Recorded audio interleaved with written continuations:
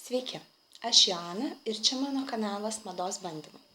Jame aš išbandysiu naujas arba tik man pačiai neseniai atrastas kosmetikos ir grožio priemonės, plaukų priemonės ir įvaizdžius. Kviečiu prenumeruoti mano kanalą, paspaudžiant raudoną prenumeratos mygtuką apačioje. Taip pat rašau ir blogą, linką į jį irgi įdėsiu apačioje video. Šiandien aš išbandysiu L'Oreal naujieną plaukams. Praeitą vasarą gatvėse pasirodė violetiniai, rausvai, žydrai dažytų merginų, kurios visos tikrai atrodė labai gražiai, bet kirpyklose tonavimas spalvomis daromas labai brangiai. Ir šį pavasarį L'Oreal išleido dažus Colorista Wash Out. Aš labai apsidžiaugiau juos atradus, nes nuo paauglystės labai mėgstu žaisti su plaukų spalva. Esu buvus ir žalia, ir violetinė. Šitie dažai išsiplauna labai greitai.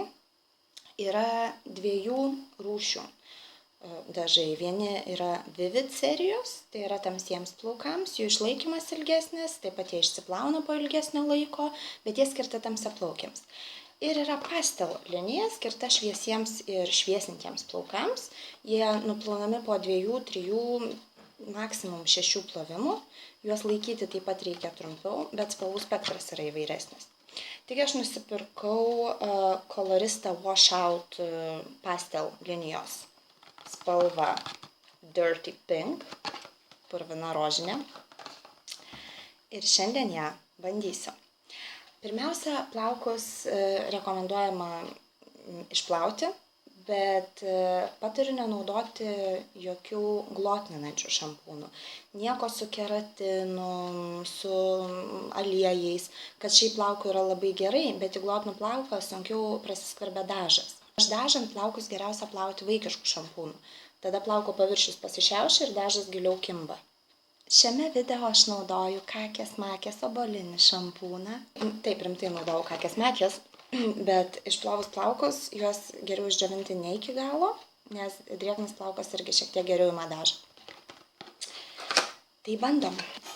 Plaukus reikia tepti maždaug 2-3 pirštus atskyrus nuo šaknų, pradedant nuo žemiau, kad gautum tą neišbaigtą įvaizdį. Žinau, kad kai kurios merginos, norėdamos išgauti bangavimo, neišbaigtumo efektą, prieš dažymą plaukus susipina kaselėmis arba susuka sruogelėmis, tada nudažo tikrai nelygiai ir būna tas banguotas pasidengia švelniai rožinė įvaizdis. Bet mano plaukai jau tiek yra šviesinti, sruoguoti, tonuoti prieš tai, kad manau, kad man šito neprireiks. Dažau jos kaip yra. Tepti reikia tiesiog su rankomis, aišku, su pirštinėm. Pradedam 2-3 cm nuo šaknų ir tepu visus plaukus. Ištepus vieną kartą, geriausia apsižiūrėti save veidrodyje arba kameroje mano atveju ir išlyginti patepimus. Pavyzdžiui, dabar tepdama jau matau, kad šičia pradėjau nuo truputį per žemai negu norėčiau. Tai pertepdama antrą kartą galiu sugrįžti ir išgauti norimą efektą.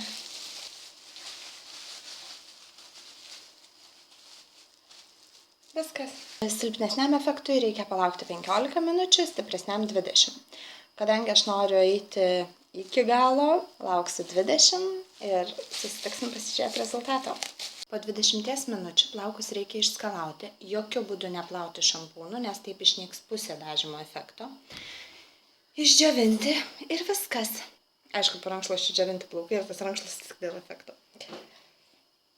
Štai, kaip aš ir spėjau, dėl mano prieš tai buvusio sruogavimo dažymo efektas išėjo nelygus net ir be jokio pinimo kaselėmis, pinimo sruogelėmis ir taip toliau. Teoriškai jis toks ir turi būti, bet jeigu kartočiau antrą kartą, aš turbūt dažyčiau dar didesnį kiekį plaukų, kad pasidengtų vietos likusios po rožinėmis. Man netgi norėtųsi truputį daugiau rausvos. Bet šiaip rezultatą esu labai patenkinta. Man labiausiai patinka, tai pirma, šitie dažai labai kondicionuojantis. ir visas plaukas, na, tikrai jauties kaip iš kirpyklos už tuos 8 eurus. Ir antra, kad buteliuke tūrio yra nemažai ir netgi pridėtos antros pirštinės, kas reiškia, kad jie yra skirti pakartotiniam dažymui. Ir dabar, kai nubluks spalva ir aš norėsiu pakartoti ir galbūt ryškiau, kaip minėjau, uždažant daugiau priekį arba po šitais plaukais, man nereikės pirkti antro buteliuko, aš galėsiu tiesiog pabaigti jau turimą.